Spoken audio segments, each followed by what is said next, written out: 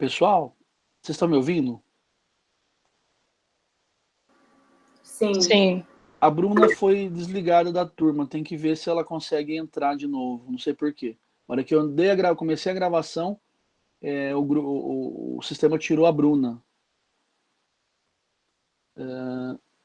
Então, eu não sei por quê. Deixa eu ver aqui, participantes, deixa eu ver qual que é o e-mail que a Bruna tem. O e-mail da Bruna é Gmail, então ela vai conseguir voltar. Porque se fosse outro, eu ia ficar preocupado. Deixa eu ver se ela já voltou aqui. Não, não voltou. Ela foi retirada da sala, que estranho. Essa questão da tecnologia às vezes atrapalha, né? Bem, eu vou começar aqui, já está gravando, tá bom, gente? Eu vou começar a minha apresentação. Eu já coloquei para vocês aí o texto do Stavenhagen, o texto não, mas a minha apresentação. E eu vou começar então agora a apresentar o texto para vocês. Se tiver algum problema, vocês me chamam no microfone, porque eu não consigo enxergar o chat, tá certo? Eu vou colocar assim em tela cheia para facilitar, principalmente para quem está usando o celular para ver a aula. Nós vamos então tratar hoje do texto do Rodolfo Stavenhagen. Rodolfo Stavenhagen, não sei se vocês lembram quando eu apresentei ele, a biografia dele no início do curso lá em março, mas ele é um alemão radicado no México. E o Stavenhagen escreveu muitas coisas importantes para entender a América Latina, e eu selecionei esse texto chamado Sete Teses Equivocadas sobre a América Latina. Né? Basicamente assim, 7 mentiras que contam sobre o nosso continente. Esse texto ele foi publicado na revista Sociedade e Cultura, ele foi traduzido do espanhol pelo professor Roberto Lima, que era professor da Antropologia Social aqui na UFG, fez uma boa parte da carreira dele aqui e agora está em Sergipe, na Universidade Federal de Sergipe, em Aracaju. Né? Infelizmente mais longe da gente. E o Roberto trabalhou com Stavenhagen no México, conhece bem a obra do Stavenhagen, e ele fez essa tradução desse texto e ele foi publicado em 2014 aqui no Brasil na nossa revista, tá certo?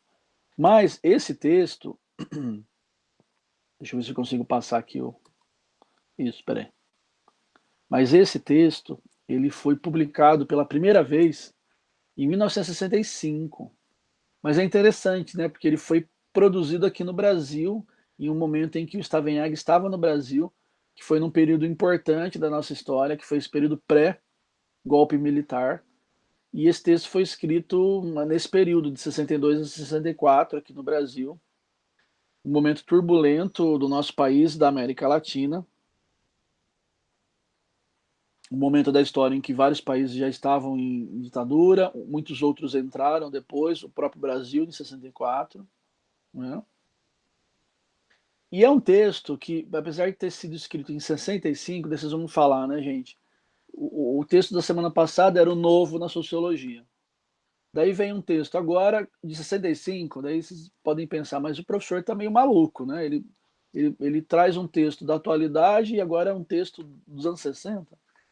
Mas eu fico impressionado com a atualidade das informações que o Stavenhagen sistematiza nesse texto de 65. Tanto é que nós publicamos em 2014, por conta dessa atualidade. Eu botei no programa, não estava no meu programa no início do meu curso. Eu comecei a oferecer esse curso aqui na UFG em 2011. Eu fui colocar o texto do Stavenhagen, acho que em 2015 ou 16.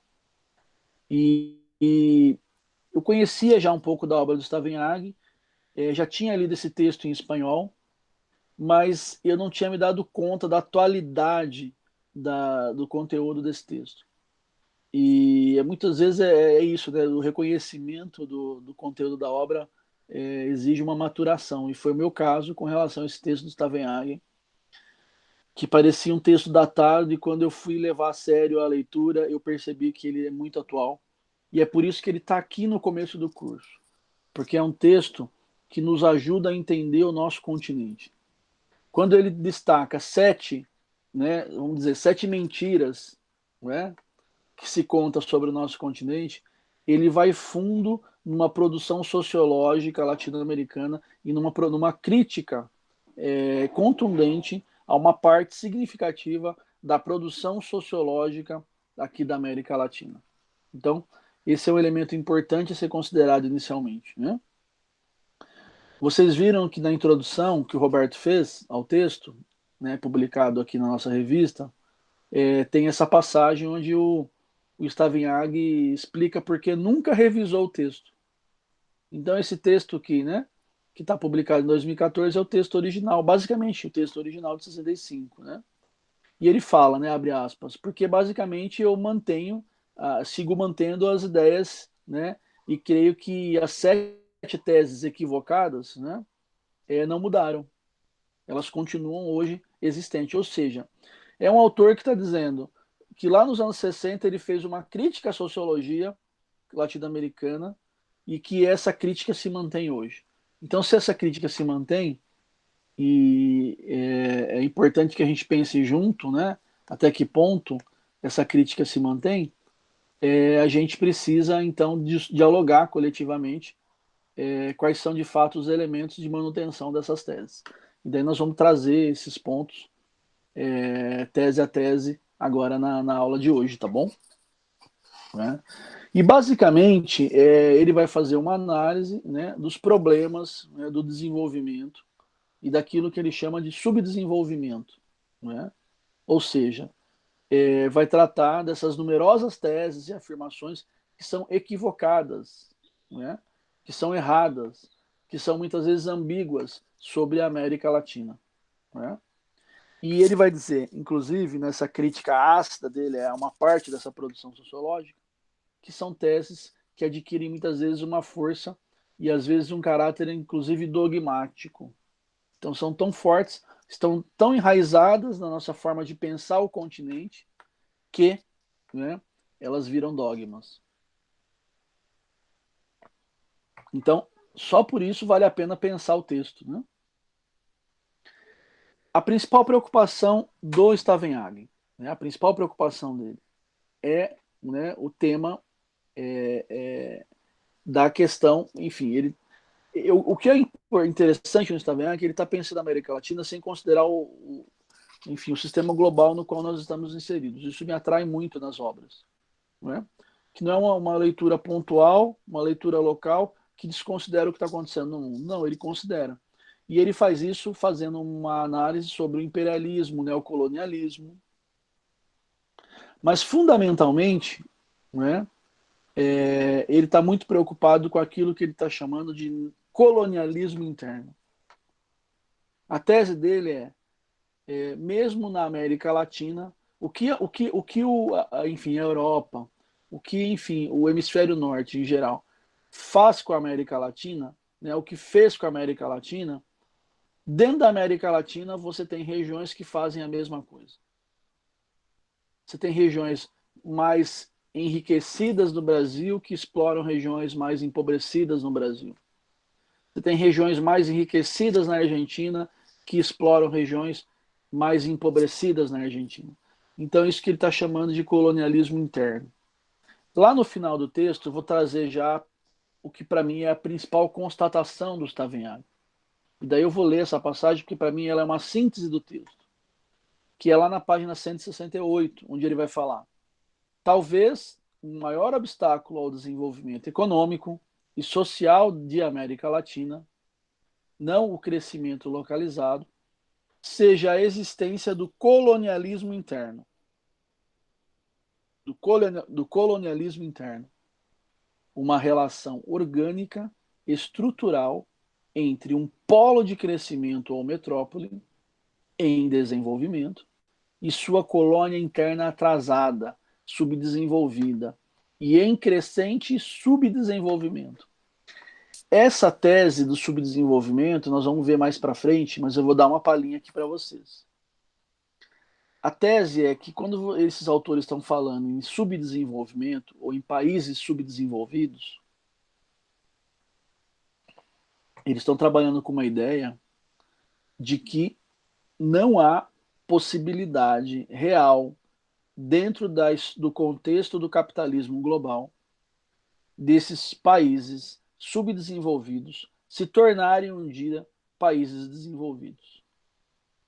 Ou seja, isso que muitas vezes a gente ouve hoje na imprensa, até mesmo com relação a alguns autores no campo das ciências sociais, e ouço muito isso no campo das ciências sociais aplicadas, né? Essa ideia de falar o Brasil é um país emergente, países emergentes, isso, enfim, é uma balela na lógica da teoria do subdesenvolvimento. Porque a tese do subdesenvolvimento, nós vamos ver isso bem detalhado mais para frente no curso, a teoria do subdesenvolvimento vai dizer o seguinte: historicamente, os países desenvolvidos tendem a desenvolver-se e os países subdesenvolvidos tendem a subdesenvolver-se. É uma lógica paralela, né, que nunca muda. Essa linha paralela. Desenvolvidos continuam desenvolvendo, subdesenvolvidos continuam subdesenvolvendo. É quase que uma linearidade. E por que isso? Porque esses autores constataram, né? E daí vocês vejam aqui, nesse texto do Stavenhag, nessa frase dele, ele termina em crescente subdesenvolvimento. Né? Qual que é a tese dos autores? Os autores foram estudar os países desenvolvidos e descobriram que nenhum país desenvolvido no mundo contemporâneo foi um dia subdesenvolvido. Eles foram, no máximo, países não desenvolvidos.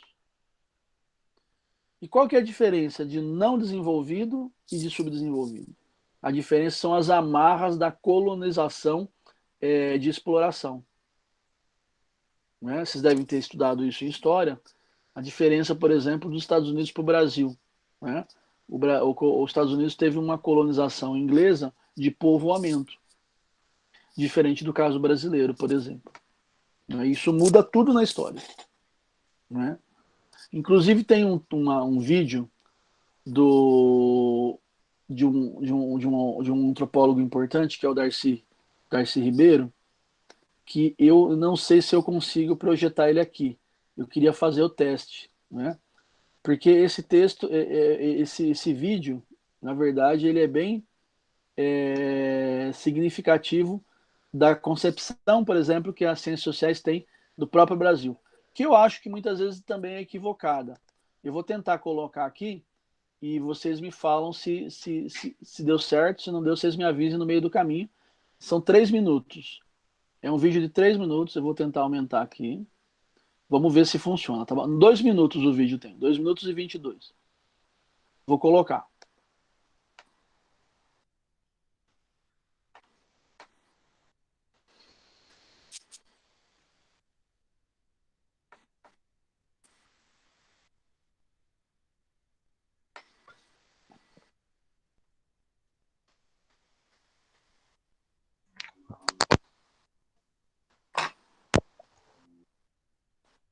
Professor, para mim tá faltando o áudio. Para mim também tá sem som. Então não funcionou, gente. Desculpem. Eu vou mandar esse vídeo para vocês lá no.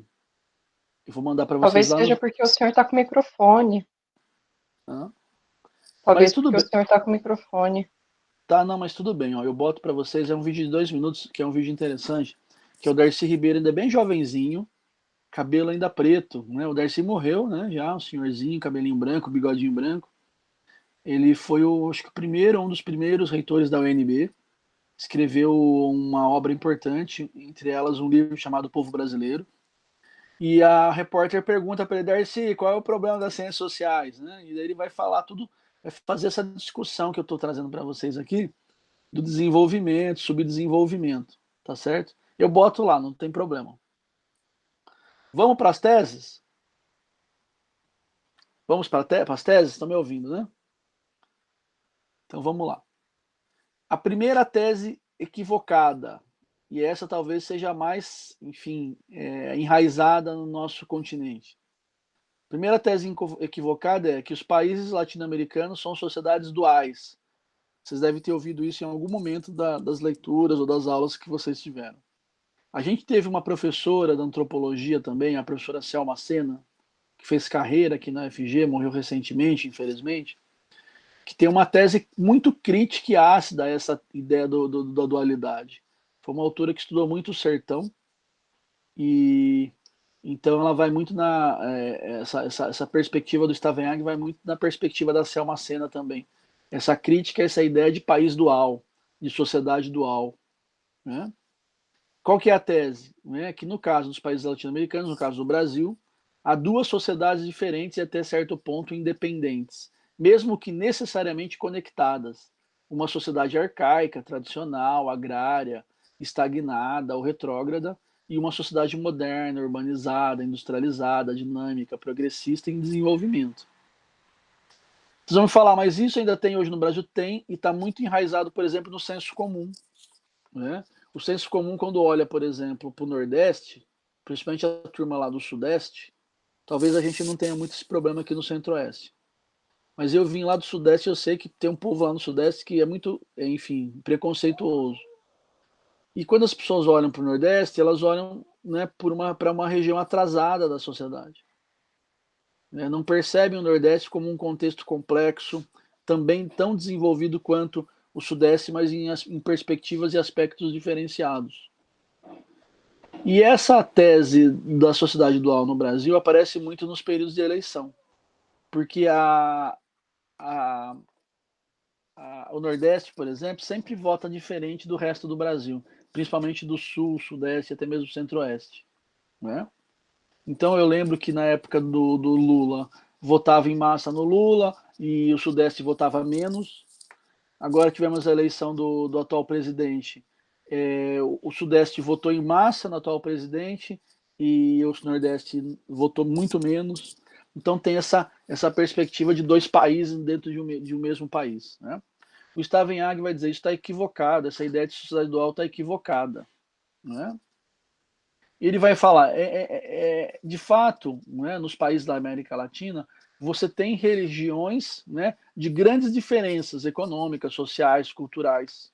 Né? Regiões que são mais atrasadas, regiões que são mais desenvolvidas. Né?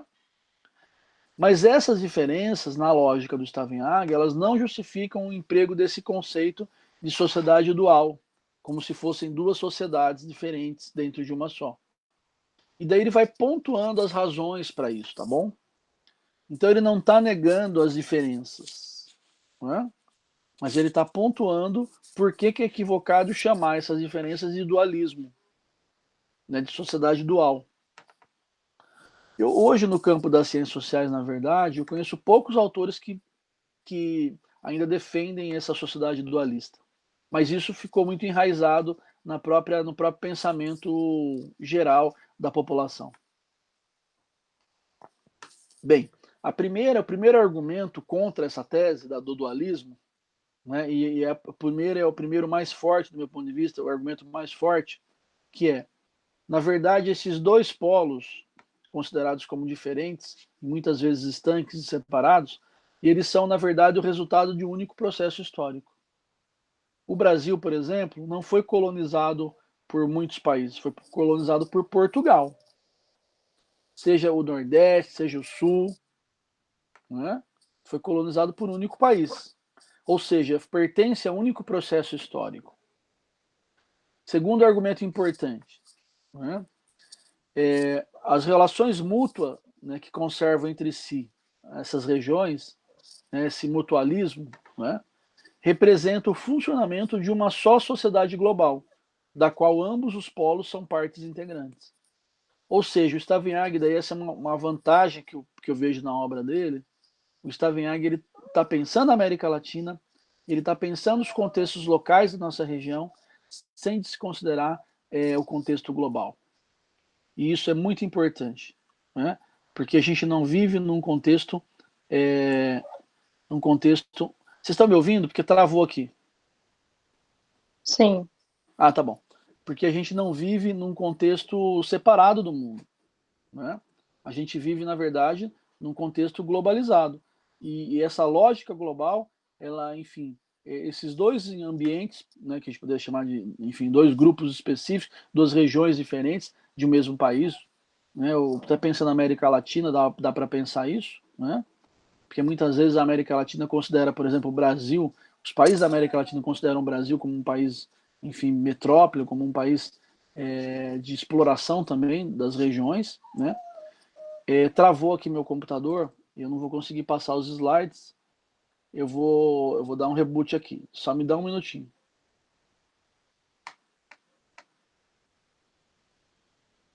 Espera só um pouquinho que eu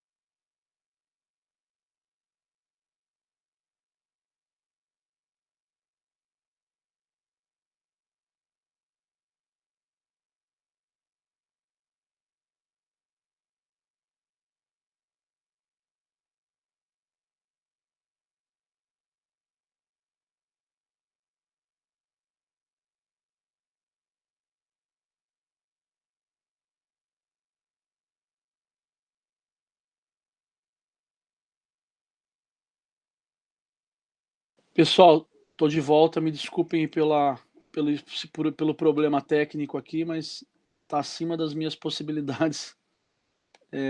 Vamos lá, vamos seguir, tá bom? Vamos lá. Vou continuar aqui apresentando o texto do Stavenhag para vocês, tá bom? Vamos lá. Tá tudo bem? Estão me ouvindo certo? Tranquilo? Alguém me dá um toque aí, tá Sim, tudo certo. Então tá bom, vamos lá. tá tudo certo. Então vamos lá. Então, eu já falei da primeira tese equivocada, né? 2 argumentos importantes, né? Então agora vamos para a segunda tese, tá certo? Equivocada. Ele vai dizer o que, enfim, ele está considerando como equivocado. O progresso na América Latina se realizaria mediante a difusão de produtos do industrialismo nas zonas atrasadas, arcaicas e tradicionais. Ou seja, como que você desenvolve a América Latina? Como que você faz a América Latina progredir? Você, enfim, pega produto que foi desindustrializado, por exemplo, no Sudeste, enfim, e difunde ele no Nordeste, né? Ele vai dizer, olha, essa tese é tão equivocada que eu vou pensar uma tese correta. Qual que seria a tese correta? O progresso nas áreas modernas, urbanas e industriais, né, da América Latina se faz às custas das áreas atrasadas, arcaicas e tradicionais. Ou seja, essa tese dele do colonialismo interno, né? Então não é o contrário, não é enfim, o desenvolvido que vai industrializar o atrasado, mas o desenvolvido só está desenvolvido porque explora o atrasado, né? Então ele vai dizer essa lógica, esse ideário de cultura urbanizada, ocidental, né? Ele vai, na verdade, se estendendo paulatinamente pelo mundo, né? E absorve pouco a pouco os povos atrasados e primitivos. Mas não na lógica de você, enfim, difundir, por exemplo, o refrigerante no lugar da água, enfim, sabe? A carne enlatada no lugar da carne in natura. Não é assim, né? Ele vai trazer alguns pontos sobre isso, né? Ele vai dizer, embora seja certo que inumeráveis artigos de consumo tenham chegado nos últimos anos às áreas subdesenvolvidas, isso não implica automaticamente o desenvolvimento dessas áreas, uai. Isso parece tão óbvio, né? Entende-se por desenvolvimento, na verdade, o quê? O aumento do bem-estar social. Então, na verdade, o Stavenhag também muda a chave. Porque ele está pensando, o que ele está pensando em termos de desenvolvimento? Ele não está pensando na perspectiva econômica, mas ele está pensando na perspectiva social. Para ele, desenvolvimento é o bem-estar social das pessoas. Entende? Né? Ou seja, então essa difusão de produtos industrializados nas áreas mais tradicionais não produz, de fato, mudanças institucionais. Né? Daí ele vai trazendo uma série de argumentos para, né, arrebentar com essa tese equivocada. Né? Você vai ter um processo, na verdade, de proletarização do rural. Né? Você vai ter, na verdade, também o êxodo rural, né? Uma estagnação econômica das áreas rurais, por exemplo. Né? Ele vai mostrar que, na verdade, o capital investido nas áreas tradicionais, eles também se concentra na mão de alguns. Né? Ele vai dizer a classe social de comerciantes, intermediários, agiotas, né? Assambarcadores, que é o termo em português de, enfim, né? Acho que esse é o termo mesmo que a gente usa no Brasil, pelo menos eu ouvia muito isso dos mais antigos, né? E os gatos, né? Que é essas gambiarras, né? Acabam concentrando a riqueza nas zonas atrasadas, ou seja, há investimento, mas a concentração se mantém, assim como nas áreas urbanas, né? Extensão ao meio rural dos monopólios, né? Isso leva também à própria monocultura, né? Descapitalização, né? E emigração, principalmente de jovens, por exemplo. Né? Eu vi isso muito em várias regiões do interior de São Paulo, onde eu nasci. Né? Difusão, né, do moderno atrasado já ocorreu há 400 anos e nada mudou. Ele vai dizer, essa relação, né, do rural e urbano, por exemplo, sempre aconteceu. Né? Isso não levou desenvolvimento para o rural. Né? Por exemplo, eu escrevi um artigo recente com a professora Andréia, né, e uma aluna nossa, a Lohane, sobre essa questão, esse conceito do jovem rural. E como fica evidente no nosso estudo que, na verdade, essa relação do urbano com o rural sempre aconteceu. E a gente identifica isso, por exemplo, numa região aqui de Goiás, em Bela Vista de Goiás. Mas o Antônio Cândido, já na sua tese, daquele livro importante dele chamado Os Parceiros do Rio Bonito, já deixava evidente isso. Que desde sempre houve relação, né, enfim, do caipira, por exemplo, com a cidade. Né? E isso não produziu desenvolvimento, enfim. Terceira tese equivocada. Né? A existência de zonas rurais atrasadas, tradicionais e arcaicas é um obstáculo para a formação do mercado interno e para o desenvolvimento do capitalismo nacional e progressista. Ele vai dizer isso é uma mentira, isso é uma balela. Né? Primeiro, que enfim, a burguesia nacional ou as burguesias nacionais na América Latina nunca se preocuparam de fato com o mercado interno. E eu vou dar um exemplo aqui da nossa região. Vocês acham que os grandes donos, enfim, que controlam o agronegócio aqui no Centro-Oeste, estão preocupados com o mercado interno?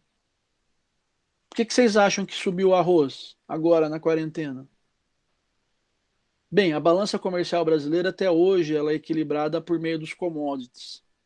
Né? Não sei se vocês sabem o que é commodities, mas é um nomezinho bonitinho que as ciências econômicas inventou para falar, enfim, né? Basicamente em bens primários, não industrializados, que são vendidos para o exterior. É assim que funciona a nossa balança comercial predominantemente. E é por isso que, inclusive, até hoje, esse setor do agronegócio tem um papel importante na política brasileira. Eles não estão preocupados com o mercado inteiro, nunca estiveram.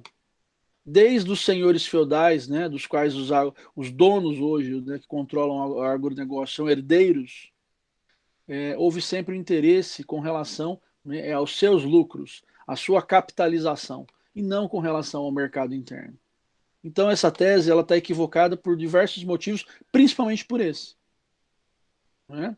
Então ele vai dizer aqui, né, não existe em nenhuma parte da América Latina um capitalismo nacional e progressista, né? Ou seja, o nosso capitalismo é conservador, e nem existem as condições internacionais para que, de fato, né, haja, na verdade, um capitalismo progressista no Brasil ou na América Latina. Na verdade, a burguesia nacional, as burguesias nacionais latino-americanas, elas são muito controladas pelas burguesias internacionais. Esperem só quando vocês forem ler o texto do Florestan Fernandes. Né? Nós vamos ter um próximo texto, né? E depois tem o texto do Florestan e a gente vai fechar essa unidade. O texto do Florestan ele deixa evidente isso, como há um controle internacional interno enraizado no Brasil, inclusive hoje. Né? Então, o Stavenhag vai dizer: a burguesia nacional dos países latino-americanos não possui, né, nenhuma parte, né, em nenhuma parte, né, da América Latina, poder ou influência suficiente para fazer sentir realmente os seus interesses. Ou seja, uma burguesia totalmente controlada externamente. E esse é um grande problema que nós vivemos até hoje, por exemplo, no Brasil. Né? Outra coisa que ele traz dessa tese equivocada: o crescimento das áreas modernas é possível justamente por causa da atual estrutura social e econômica das áreas atrasadas. Né? A expansão do mercado interno não é prioritário das burguesias nacionais, e sim o acúmulo de capital. Isso eu tinha falado para vocês. Gente, tem que entender uma coisa importante. No capitalismo global, para que os países que são desenvolvidos continuem se desenvolvendo, é importante que os países que não são desenvolvidos continuem atrasados. O capitalismo só funciona com concentração e acúmulo de capital. Essa é a lógica do sistema. E para ter concentração e acúmulo de capital, não dá para ter um mundo inteiro com todos os países tendo no mesmo nível. Porque o capitalismo precisa de níveis diferentes de exploração, por exemplo, da mão de obra. Então a mão de obra lá na Suécia é mais cara do que a mão de obra, enfim, no Equador. O capitalismo precisa dessas diferenças. A grande questão é que a gente faz isso também internamente. Né? Para que os grandes ricos continuem ricos, né? Para que esses 280 mil milionários aqui no Brasil, enfim, num país que tem mais de 200 milhões de pessoas, né? Para que esses 280 mil milionários continuem milionários, é importante que haja desigualdade. Essa é a essência do capitalismo. E o Stavenhag não deixa de considerar isso. Tá certo? quarta tese equivocada, né, sobre a América Latina. Vocês vão anotando aí as questões para depois a gente debater, tá bom? A burguesia nacional tem interesse em romper o poder e o domínio da oligarquia latifundiária. Então, essa tese mentirosa de que, enfim, uma burguesia industrial ali, urbanizada, rivaliza com uma burguesia oligárquica. O Stavignac vai deixar evidente, primeiro, muitas vezes elas, né, são da mesma família, há uma confluência. Hoje, por exemplo, continua assim, né? O atual governador tem casa no Rio de Janeiro, né, e é filho de oligarcas. O atual governador do estado de Goiás, né, da oligarquia, enfim, né, desse agronegócio que pensa só na exportação, por exemplo. Né? Ele mora no Rio de Janeiro. Quando ele era senador, ele morava no Rio. Né? Tá passando uma temporada aqui em Goiás. Né? Esses, enfim, donos, enfim, desses grandes conglomerados, eles não estão separados na lógica, enfim, de funcionamento do país. Não há uma oligarquia fundiária separada, enfim, de uma burguesia nacional urbanizada. Tanto é que o agronegócio hoje, ele se modernizou. O agronegócio hoje, ele é, enfim, industrializado, ele tem tecnologia.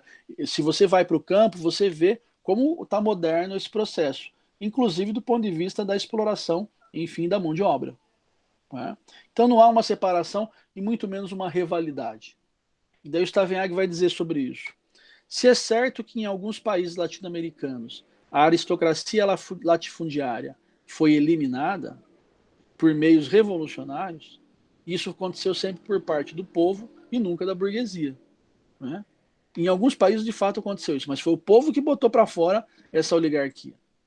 Nos demais países, né, não parece ocorrer esse conflito de interesses. E, de fato, não há no caso brasileiro, por exemplo.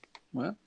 Os interesses agrícolas, financeiros e industriais, enfim, nós estamos falando aqui de 3 formas de capital importantes. Né? A renda da terra, né, juros do capital financeiro e lucro do capital industrial. Não é? Ou seja, os interesses agrícolas, financeiros e industriais são conjugados com frequência nos mesmos grupos econômicos e nas mesmas companhias, e ainda mais, né, em alguns casos, nas mesmas famílias. Então há uma confluência de interesses e até mesmo de relações. Não é? Muitas vezes é a mesma família que controla a parte do agronegócio e a parte industrial e a parte financeira. E no caso brasileiro, por exemplo, no caso contemporâneo, porque isso também se dá em vários países da América Latina, isso tudo é uma coisa só. Vou dar o exemplo, por exemplo, da Friboi, né, que é uma empresa importante no Brasil e no mundo de carnes. Né?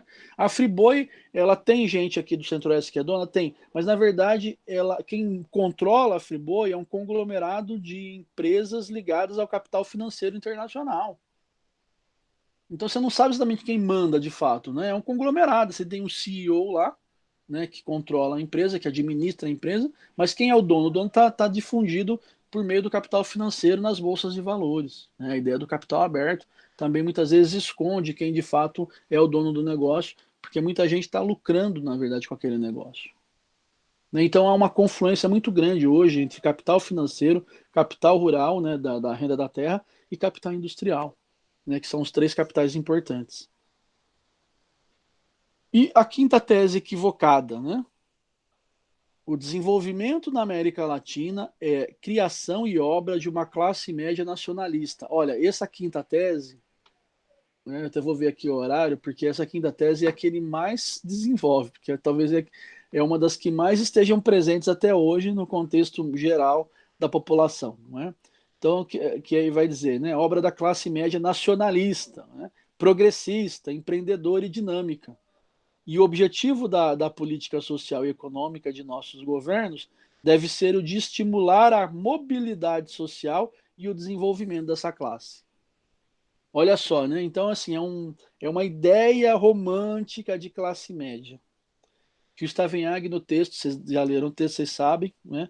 O Stavignac ele vai desmontando, desmoronando essa tese dessa classe média progressista, né? E a gente sempre ouve, né, por aí, essa ideia de que, olha, o objetivo do Brasil é ser um país onde a maioria seja classe média, né? Porque é assim que vai produzir o desenvolvimento, né? Alto lá, né? Você tem vários elementos aí, o Stavignac vai trazer vários, né?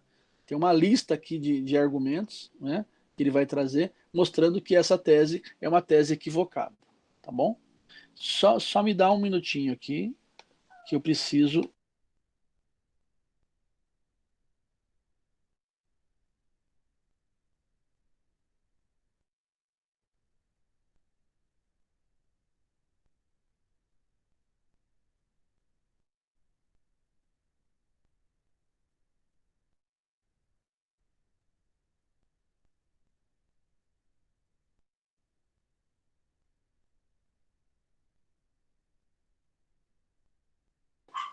Bem, vamos lá. São os problemas do home office, né, gente? E ainda falam que nós somos privilegiados em estar trabalhando em casa. De fato é, né? Vamos lá. Então, primeiro elemento, né, dessa tese equivocada da classe média, né? Ele vai dizer o próprio conceito de classe média, ele é ambíguo. Vocês estão me ouvindo, né? Sim, sim. Então, primeiro ele vai dizer isso, a própria ideia de classe média. O que é classe média no Brasil, entende? Né? Ele vai dizer, a classe média, na verdade, seja no Brasil ou na América Latina, é, na verdade, um agrupamento estatístico. Não é uma classe social de fato. Não é? Você tem muitas pesquisas hoje na sociologia, por exemplo, o professor Adalberto, esqueci o sobrenome dele, é o Adalberto, é um professor importante lá da Federal Fluminense, que estuda a classe média. Você tem um segmento da sociologia hoje que pensa muito o tema da classe média. Mas a classe média, na verdade, enfim, o termo classe, ele não é exatamente o melhor, enfim, a melhor palavra para se referir a esse grupo social, não é? Porque ele é muito fluido, ele é muito, enfim, flexível. E muitas vezes, em geral, principalmente no caso brasileiro, por exemplo, muito vinculado às classes mais abastadas, né? Então, para o Stavinhag, eu concordo muito com ele, qualquer afirmação sobre as virtudes, sobre as potencialidades dessa referida classe média, na verdade, né, consistem, na verdade, em opiniões subjetivas, né? Então, esse é o primeiro argumento. O segundo argumento, o termo classe média, muitas vezes, é um eufemismo para se referir à classe dominante. Muitas vezes a classe dominante se coloca como classe média, e muitas vezes também a classe média se coloca como classe dominante por conta desse vínculo ideológico com a classe dominante. Não é? Outra coisa, né, o aumento dos setores com renda média, né, não faz desaparecer as desigualdades econômicas e sociais na sociedade. Por isso que é muito romantizada essa ideia de pensar um país classe média. Porque aumento da classe média não significa diminuição da pobreza, não significa diminuição enfim, do aumento da concentração de riqueza e do acúmulo das classes abastadas e da pobreza, enfim, né, da exclusão das classes menos favorecidas. Né? Outra coisa, né? E daí esse ponto 4 eu coloquei aqui inteiro porque eu acho que ele é importante demais. Ele vai dizer, os setores que integram a classe média, ele sempre coloca entre aspas, né?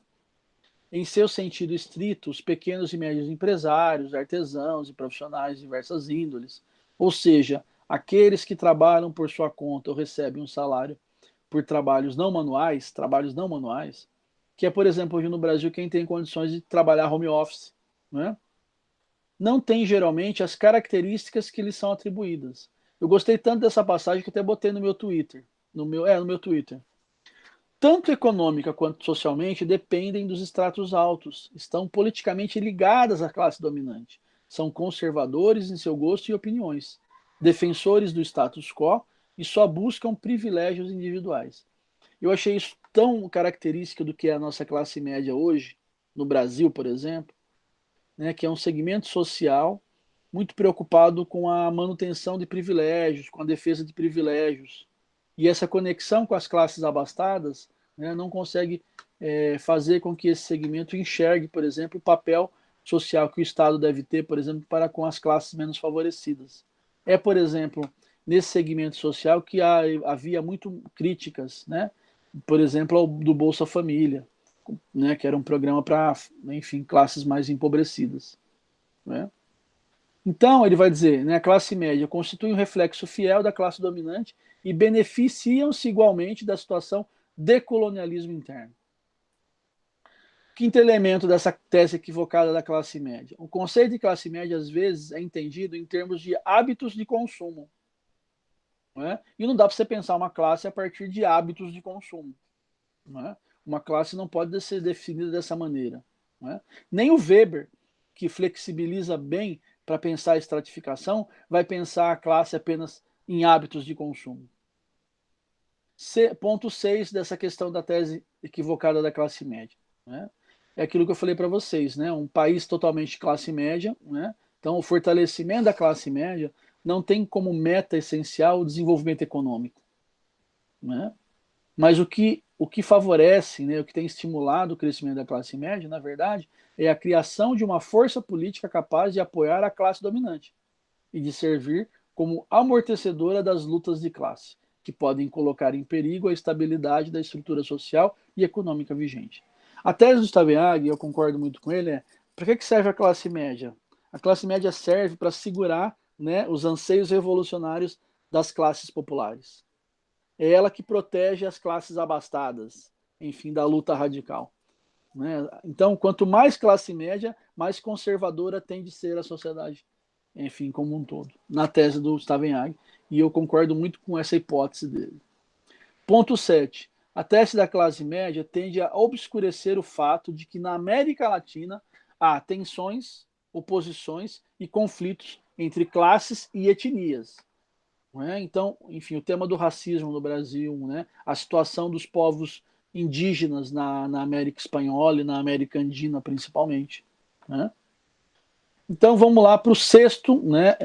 Penúltimo, enfim, penúltima tese equivocada que o Stavenhag traz. A integração nacional da América Latina é produto da mestiçagem. Essa tese equivocada ela é mais estrangeira a nós brasileiros, mas ela passa também muito pela questão, enfim, né, da questão do papel do negro na sociedade de classes. Aliás, tem um livro do Florestan Fernandes que fala sobre esse tema. Né? Então ele vai dizer, a tese da mestiçagem esconde geralmente um preconceito racista, né, mesmo que inconsciente. Né? É que no biológico, né, sobretudo nos países de população majoritariamente indígena, a mestiçagem significa, na verdade, um branqueamento do que as virtudes da mestiçagem escondem, ou seja, esse preconceito contra o indígena. Ou seja, essa ideia da mestiçagem cultural representa o desaparecimento das culturas indígenas. E no caso brasileiro, representou a exclusão da população negra descendente dos escravos do mercado de trabalho.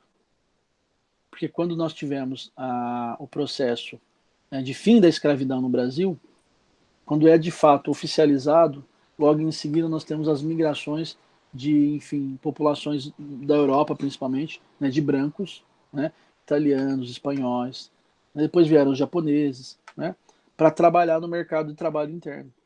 Então, uma população imensa de ex-escravos, de descendentes de escravos negros, né, ficaram à margem da classe trabalhadora. Né, não foram integrados na classe trabalhadora. Esse é um problema que às vezes a gente tenta esconder no Brasil, mas é um fato.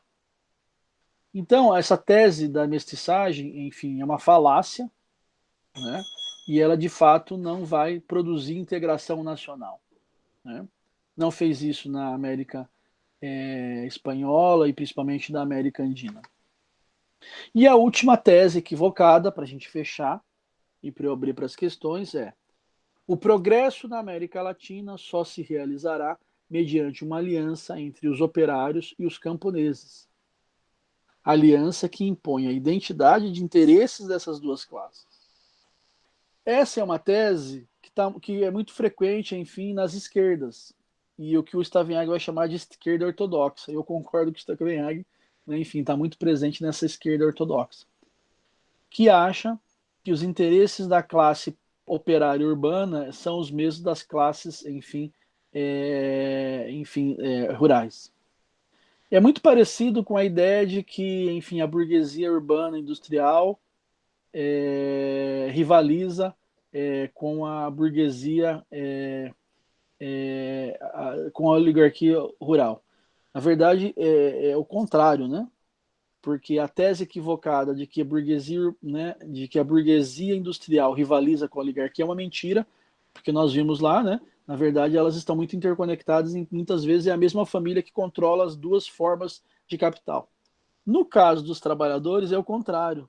Nos casos dos trabalhadores, por que essa tese é equivocada? Porque no caso dos trabalhadores urbanos e rurais, há diferenças de interesses, né, diferentemente da burguesia, né?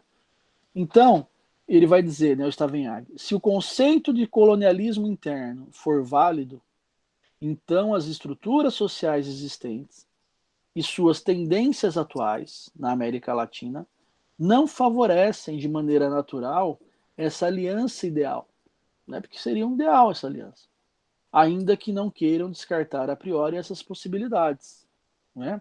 E daí ele traz um exemplo concreto, no caso brasileiro, da classe operária paulista, que foi uma classe operária, enfim, importante, que inclusive elegeu um presidente, no caso o Lula sai disso, né? As greves do ABC, enfim, o sindicalismo do ABC, né? Mas, enfim, essa classe trabalhadora industrial, por exemplo, do ABC em São Paulo, ela não foi capaz de se articular com os trabalhadores rurais, né? Por exemplo, esse segmento mais ligado ao Nordeste, por exemplo, né? E daí essa união, por exemplo, não possibilitou a manutenção, por exemplo, do governo João Goulart, quando teve o golpe militar, né? Enfim, vocês conhecem esse momento da história do Brasil, não é? Bem, e daí ele vai trazer vários pontos para justificar essa não possibilidade de unidade, né? Ele vai dizer, um dos passos necessários em toda a revolução democrática é a reforma agrária. Mas a reforma agrária é de posse coletiva. Não é bem essa reforma agrária, por exemplo, que o MST já há alguns anos luta, né, para fazer no Brasil, né? Onde você tem reforma agrária desenvolvida, por exemplo, pelo MST, você tem a divisão de terras por famílias. No entanto, o MST, em geral, o movimento, né, o MST, enquanto movimento social, ele articula muitas coisas coletivamente, em termos de cooperativas, em termos de não só negócios, mas de articulação da população rural, né, e também urbana. Então tem vários elementos aí que são coletivos, mas a posse de terra não é coletiva. Em matéria de reforma agrária, os interesses objetivos de camponeses e operários não são iguais na perspectiva do Stavenhag, né? Por quê? Porque quando você faz a reforma agrária e você traz isso para o mercado interno, inicialmente há um encarecimento dos produtos alimentícios, né? Terceiro elemento, a luta de classe operária urbana, né, que luta por melhores salários, né, e melhores serviços públicos, né, não é seguida pelo setor camponês, uma vez que os lucros obtidos pela classe operária geralmente são conquistados, inclusive, às custas da agricultura, ou seja, dos camponeses, né? Quarto elemento, na América Latina, a imigração rural não é só possível para os descontentes do campo, mas também representa uma grande parte das vezes, né, uma melhoria econômica e social, né, com relação ao passado camponês. Talvez hoje no Brasil menos, né, mas o primeiro êxodo rural brasileiro possibilitou de fato isso, né, o acesso à luz elétrica, o acesso a vários bens de consumo tecnológicos, né? E letra E, né, ponto 5, também podemos supor que quanto mais intenso seja o colonialismo interno na América Latina, tanto menos serão as possibilidades de uma verdadeira aliança política entre operários e camponeses por conta desse processo de exploração. Então, gente, seriam esses, enfim, as considerações, né, da apresentação do texto. Hoje a gente teve no meio disso aí um problema tecnológico, daí eu acabei indo um pouquinho além do que em geral eu costumo ir. Eu vou encerrar agora a gravação, interromper a gravação, para a gente seguir aqui no bate-papo.